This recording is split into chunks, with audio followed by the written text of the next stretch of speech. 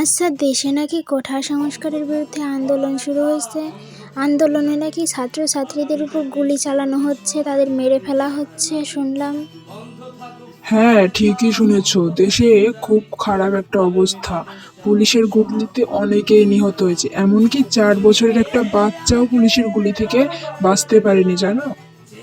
এই আন্দোলন যে কবে শেষ হবে, আর যে কত রক্তপাত দেখতে হবে, কত মায়ের বুক যে আর খালি হবে, ভগবানই জানে।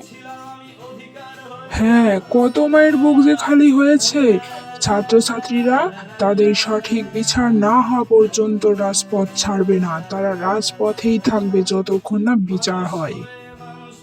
বাবা, মা, মা, আমি আন্দোলনে যাব।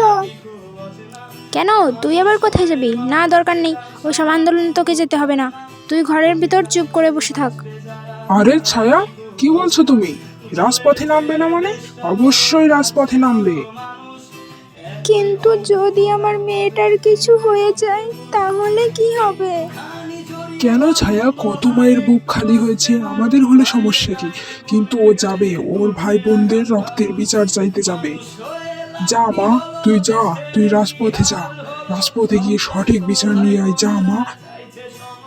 হ্যাঁ বাবা, আশীর্বাদ করো আমি যেন আমার ভাই বোনদের রক্তের সঠিক বিচার নিয়ে আসতে পারি। হ্যাঁ মা, যা, গিয়ে সঠিক বিচার নিয়ে আয়। আর সব সময় সাবধানে থাকবি, আমাদের আশীর্বাদ সব সময় তোর সাথে।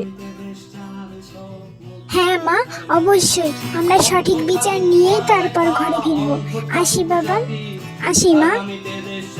সব মুক্তিযোদ্ধার নাতি, তুমি কে আমি কে, রাজাকার রাজাকার, চেয়েছিলাম আমি অধিকার।